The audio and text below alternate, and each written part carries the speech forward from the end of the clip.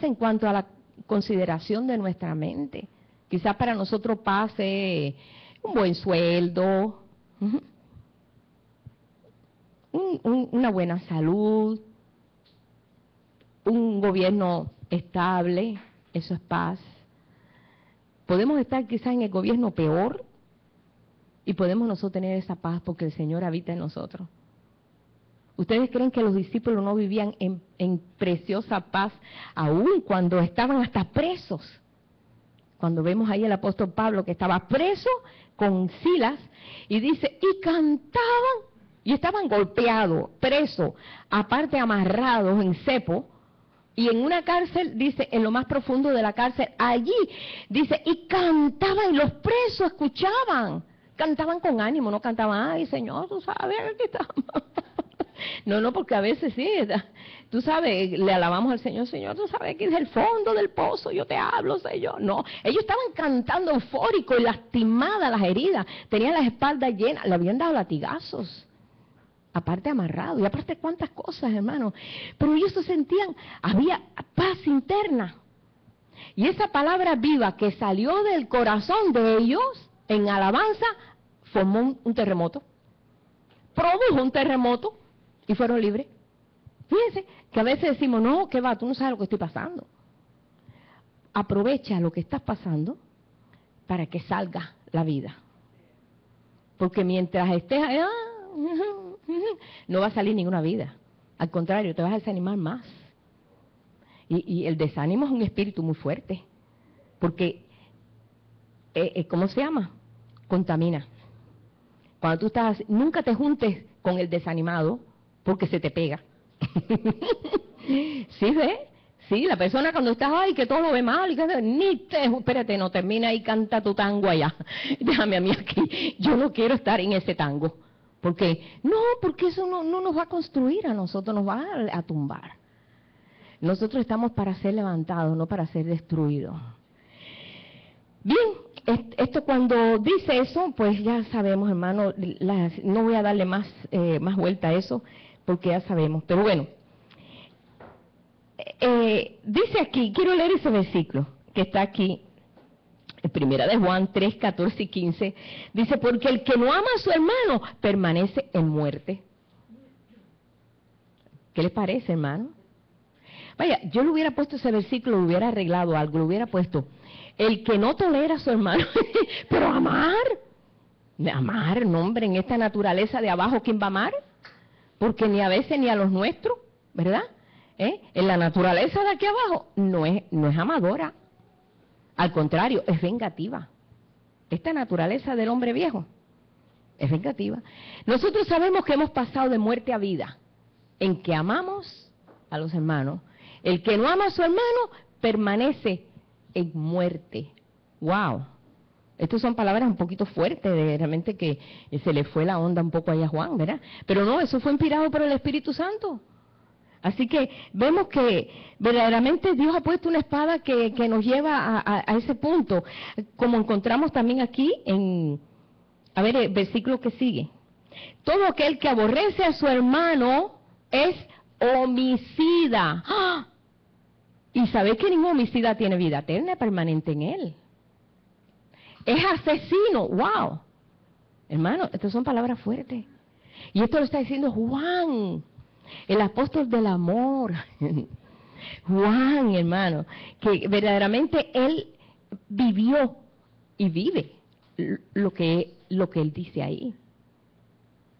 Muchos dirían, ay no, yo creo que aquí el Señor está un poco fuerte eso, pero esto es la Escritura, esta es la palabra, lo que nos está trayendo.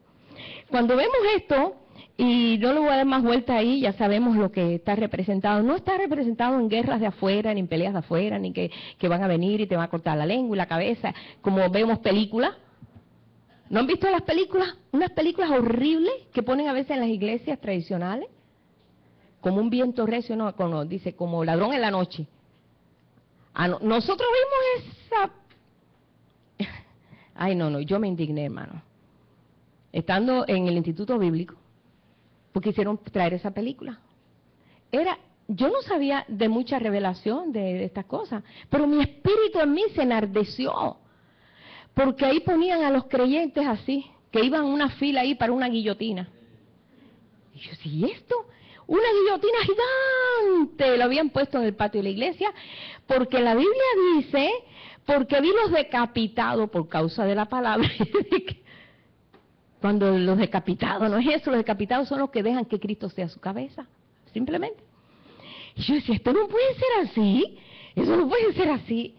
Y después a los niños, bueno, puede ser una película espantosa, que ¿sabes qué pasó? Se tuvo que orar por los niños de la iglesia que se espantaron, no querían ir a la iglesia más. Tenían miedo de que los persiguieran igual. Los niños se afectaron. Se tuvo que orar por los niños, decirle, no, eso no es así. Y ya más nunca poner película. Ahí donde estuvimos, en el Instituto Bíblico. Desde ese momento yo dije, no quiero ver mugres de esta. Señor, revela tú lo que tú tienes para tu pueblo. Tú no quieres que tu pueblo esté en esta inquietud, en este espanto. ¿Qué va a pasar? ¿Y qué va a pasar? Y Dios mío, ¿qué va a pasar? ¿Y qué va a venir la persecución? ¿Qué llega la persecución? Dios no quiere que estemos en ansiosa inquietud, hermano. Ellos pudieron enfrentar situaciones peores que las que estamos enfrentando nosotros. Ellos los agarraban y los metían en el foso de los leones, los tiraban ahí en aquel coliseo y ahí se los comían los leones, a los cristianos. Nerón usó a los cristianos como antorchas humanas, los amarró en poste y los quemó y encendió una noche Roma con los creyentes. ¿Ustedes no han leído las tremendas historias de lo que sufrió el pueblo de Dios en la primera etapa de la iglesia? No fue fácil. Pero ¿sabes qué? Ellos seguían firmes porque tenían una esperanza de gloria. Como encontramos ahí en Hebreos, que dice, ellos sufrieron mucho, fueron aserrados, pasados, se metieron en cuevas, dice, pero no pudieron alcanzar lo que ahora el pueblo de Dios está alcanzando.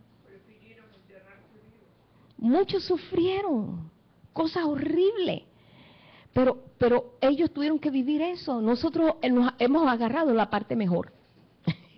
Nosotros hemos agarrado la parte mejor, pero es la parte que la palabra tiene que ser vida.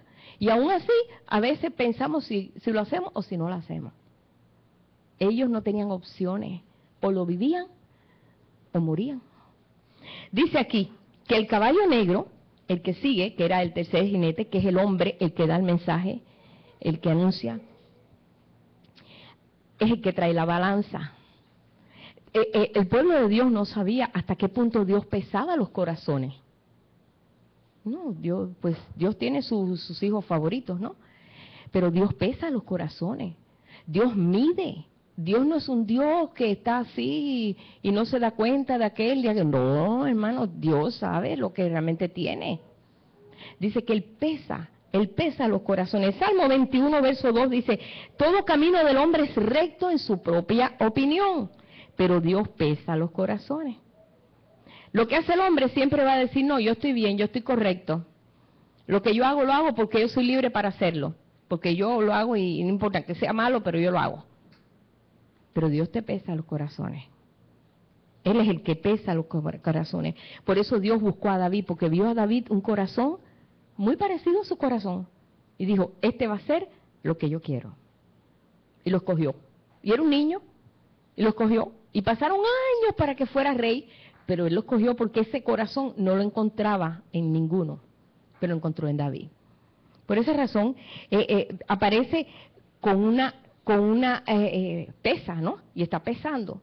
Y hay dos medidas. Hay trigo y hay cebada. Y la cebada tiene que ser mucho, o sea que vale igual, pero tiene que ser más. O sea que no es una medida inferior. La cebada es un grano inferior que el trigo es mejor, pero Dios pesa.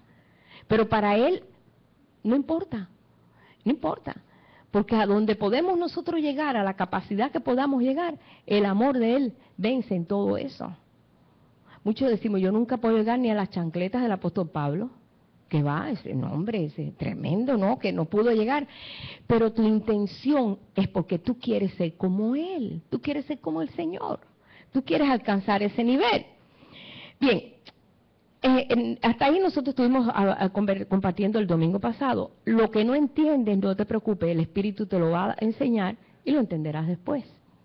No te ofusques, sino el Señor te lo va a ir revelando, te lo va a ir mostrando día a día. Porque esos sellos se tienen que abrir en nosotros. Los que no entienden, no te ofusques, hermano. Diga, ay, caramba, no entiendo. Me enredé entre los caballos. Hay muchos que dicen, me enredé en los caballos, entre el rojo y el negro, y no sé ni qué caballo. Olvídate, hermano, esos sellos se están abriendo. Y este caballo, que es el amarillo, lo anuncia el águila volando. Sabemos nosotros que somos llamados a ser como las águilas, ¿verdad? Eso sí lo sabemos, ¿verdad? Los que esperan en Jehová, nuevas fuerzas tendrán, volarán con poder. Hace muchos años estamos cantando ese canto. Y cuando supimos eso, wow, qué rico ser como las águilas, qué tremendo ser como las águilas, ¿verdad?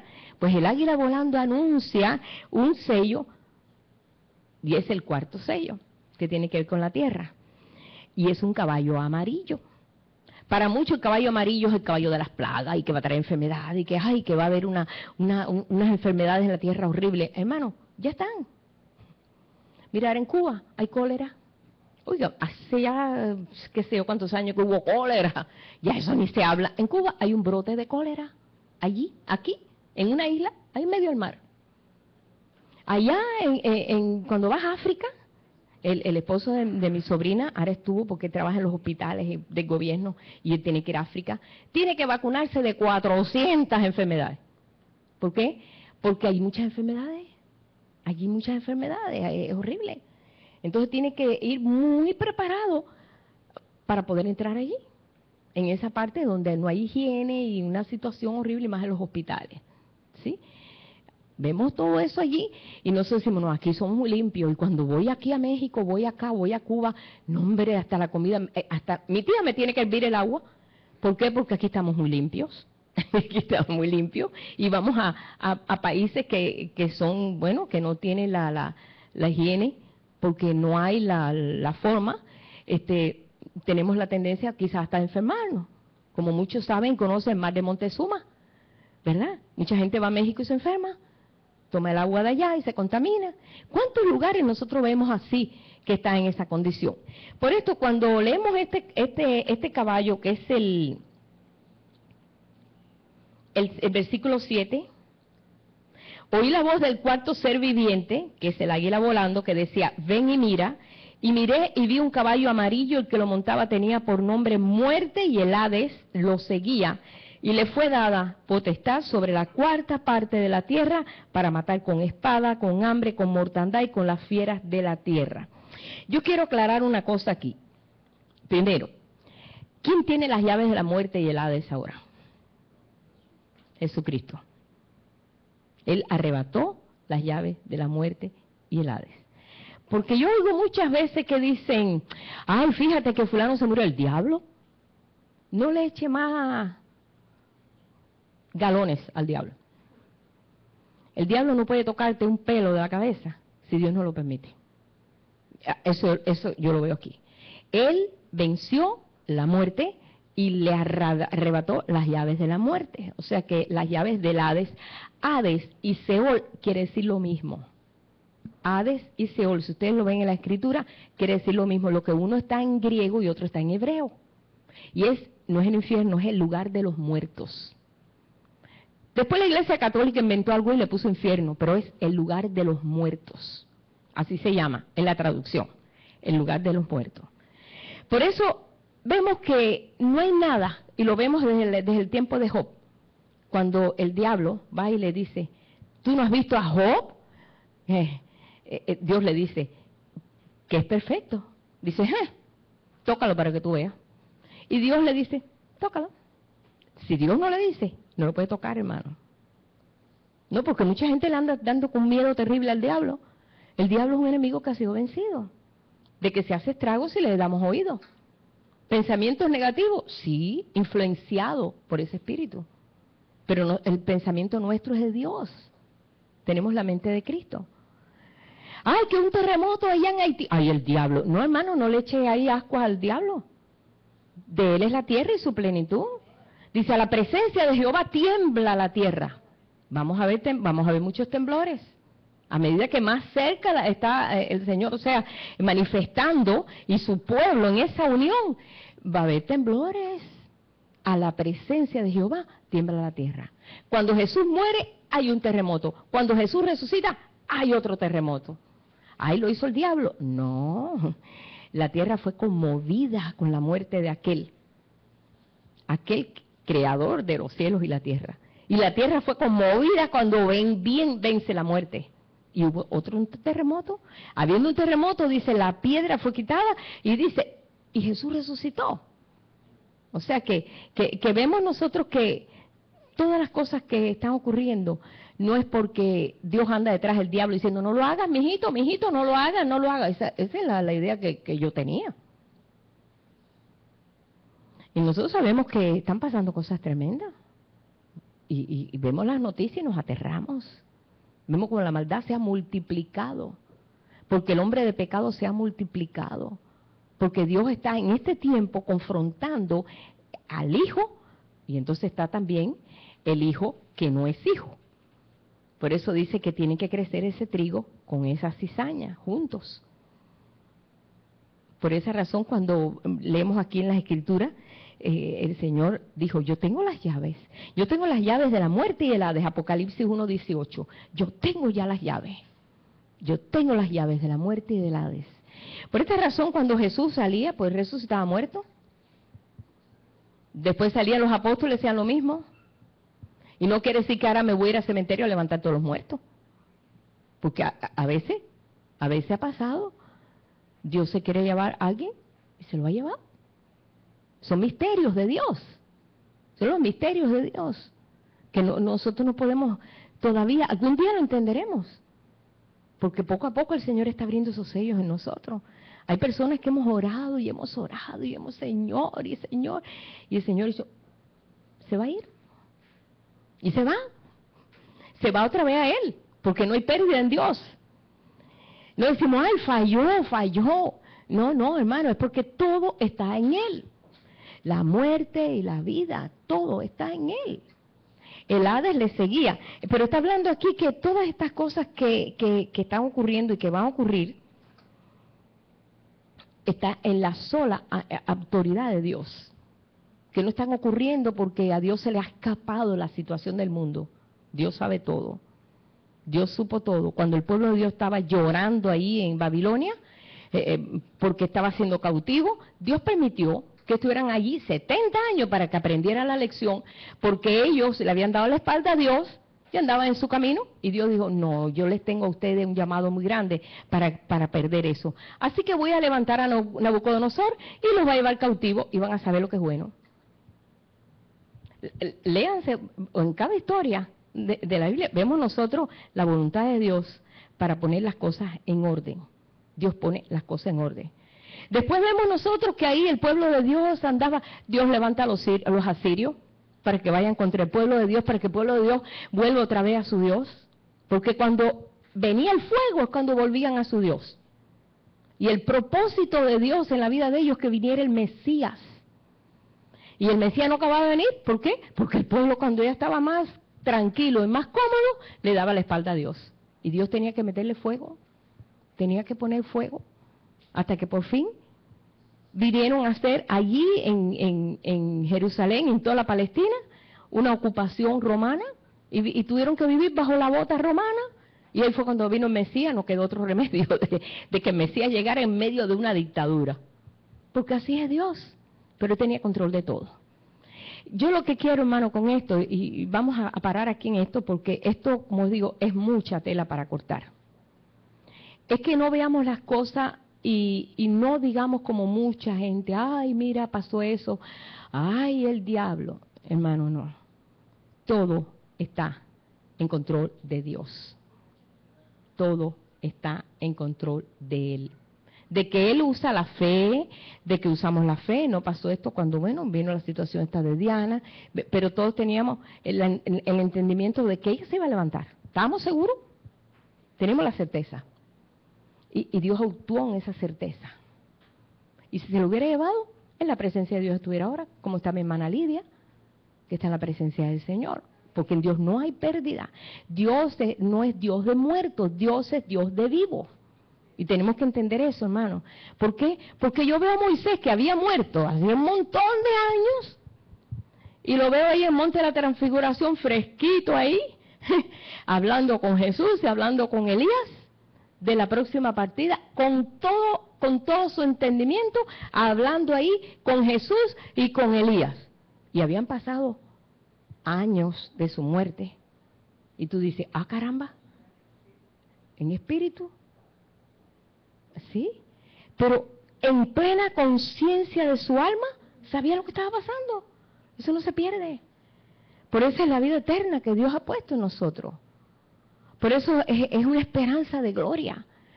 Aquellos que cuando el Señor comenzó a abrir estos sellos, el entendimiento que ellos tenían de los que se morían era que estaban ahí encerrados en el Seol, ahí esperando, ay, ¿cuándo vamos a ser liberados?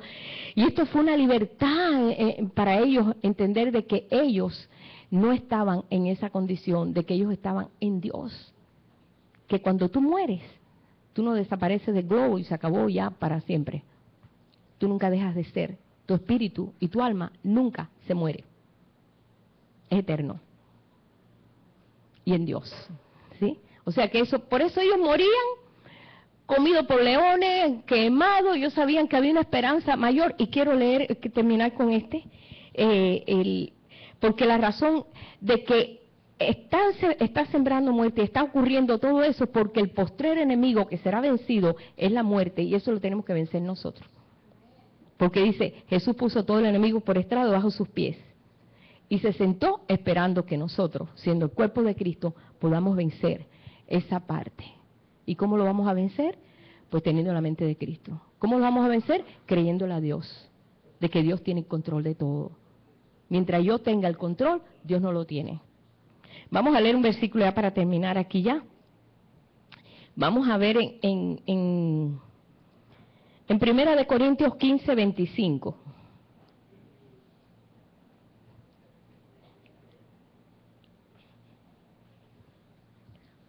Porque preciso es que Él reine hasta que haya puesto a todos sus enemigos debajo de sus pies. Y el postrer enemigo que será destruido es la muerte. Ustedes saben que a través de Adán entró la muerte. No se iba a morir Adán, ¿sabe que no se va a morir? Pero le dijo, si comes de ese árbol, sí te vas a morir. O sea, no se iba a morir. Pero al comer, ahí su vida menguó. No se murió en ese momento, duró 900 años, pero se murió. Dios puso límite a su vida. Y puso límite. Y todavía siguen muriendo muchos. Y nos duele cuando muere un amado nuestro. Y no solamente eso, sino nos duele cuando vemos en guerra y cuando cuánta cosa, y la muerte sigue, y sigue, y sigue, pero llegará un momento que no va a ser más. ¿Estamos seguros de eso? El versículo 26, sí. Vamos a ver ya también, quiero para concluir aquí en Romanos 8, 18. Pues tengo por cierto que las aflicciones del tiempo presente no son comparables con la gloria venidera que en nosotros ha de manifestarse. Porque el anhelo ardiente de la creación es el aguardar la manifestación de los hijos de Dios. Esta manifestación de los hijos de Dios se tiene que levantar. Ese ha sido el deseo de Dios. El deseo del Señor ha sido ese. Porque la creación fue sujetada a un vacío, a una vanidad. Y no por su propia voluntad, sino por causa de que la sujetó en esperanza, porque también la creación misma será libertada de la esclavitud de la corrupción a la libertad gloriosa de los hijos de Dios. Porque sabemos que toda la creación gime a una, y a una está con dolores de parto hasta ahora. Y no solamente dice, y no solo ella, sino que también nosotros mismos, que tenemos las primicias del Espíritu, nosotros también gemimos dentro de nosotros mismos esperando la adopción, la redención de nuestro cuerpo. Por eso cuando alguien muere, hay ¿cómo les puedo decir? Como un rechazo a ese enemigo. ¿No es cierto? Porque es un enemigo. Pero no hay pérdida. No hay pérdida. Porque el Espíritu vuelve a Dios que lo creó. Y ahí lo vamos a ver en el sello número 5, pero lo vamos a ver para la otra semana, que vamos a ver ahí debajo del altar a todos aquellos que están clamando y gimiendo y están debajo del altar y se les dio vestiduras blancas. Eso nadie sabía dónde iban los muertos. Eso era un misterio. Por eso se abre ese quinto sello para que sepas que hay una esperanza viva. Porque todo el mundo decía, bueno, hay gente, déjeme decirle, porque eso he oído personas que dicen, cuando se muere un niño se vuelve angelito. Hermano, eso no es así. Que se volvió un angelito. Please, eso no es así. No vamos a repetir lo que la Iglesia Católica ha enseñado en base a ignorancia. No es que se convierta un ángel ni nada. No, es un hijo de Dios. ¿Sí? Estamos claros en eso. Y todas estas cosas las vamos a entender. Porque hay tantos entendimientos. Yo me recuerdo una vez una muchacha que decía, mi abuelita se murió, y yo todos los días le oro, abuelita, habla con Jesús, y dile que yo digo, ¿de dónde tú sacaste eso, muchacha? No, porque como ella está allí, le puede hablar a Jesús. Hay tanta ignorancia en el pueblo de Dios porque no se le ha abierto los sellos. Y no sabe que eso no es así, eso no es así. Ni se convierten en ángeles, o sea, angelitos que estén volando por ahí, ni que anden esos espíritus por ahí vagando tampoco. No, vuelve a Dios que lo creó. El espiritismo cree en eso, hermano. Por eso tenemos que desarraigarnos de muchos pensamientos, a veces que nos hemos heredado de nuestros abuelos, de nuestros tíos, de personas que han sido buenas, pero personas ignorantes. Y por eso es que se abre el quinto sello, para que veas y tengas esperanza de que Dios tiene control de todo. De los que están vivos, porque siempre siguen vivos. Dios no es Dios de muertos, Dios es Dios de vivos. Quiero terminar con ese versículo, vamos a ponernos en pie. En Mateo 22:32 dice, Dios no es Dios de muertos, Dios es Dios de vivos. Ahí tenemos que estar seguros con eso, hermano. Eso nos da a nosotros un ánimo. Y este tiene que ver con el quinto sello. Que tengamos Por eso que ellos morían en una esperanza. No les importaba morir, porque sabían que morían por Cristo y morían en una esperanza. Como pasó a Jacobo, que fue pasado por espada y fue muerto. Pero en esa esperanza. Todos estos sellos se tienen que abrir en nosotros. Y tenemos que empezar a tumbar todas las ideas que hemos traído de nuestros antepasados para comenzar a caminar en ese nuevo entendimiento. Padre, te doy gracias porque tenemos la garantía de tu Espíritu, Señor. Tenemos la garantía de tu Espíritu que nos empieza, Señor, a desglosar, Señor, a poner en limpio, Padre, todos estos conceptos que teníamos de antes, Señor. Que si los malos iban para acá, que si los buenos iban para allá, que si esto, no, Señor. Que haya, Señor, sabemos que va a haber un juicio final, todo eso lo sabemos porque todo eso está escrito. Que va a llegar un momento, Señor, que vamos a confrontar la realidad con ese Dios tan grande y poderoso que nos ha creado y ha hecho toda esta obra tremenda. Pero en estos momentos, Señor, en esta esperanza nosotros estamos. Señor, yo te pido en esta mañana que tú, Señor, puedas abrir estos sellos en cada uno de nosotros. Que podamos entrar, Señor, en un entendimiento claro de lo que tú estás haciendo. De que tú tienes, Señor, control y cuidado de toda la tierra. Como dice en Isaías, Él se sienta sobre la redondez de la tierra. Señor, sabemos que tú tienes control de todo lo que ocurre aquí. Que porque allá hay una dictadura, Señor, tú sabes eso. De que allá hay una situación, tú sabes también todo esto, Señor. Tú tienes control de todo.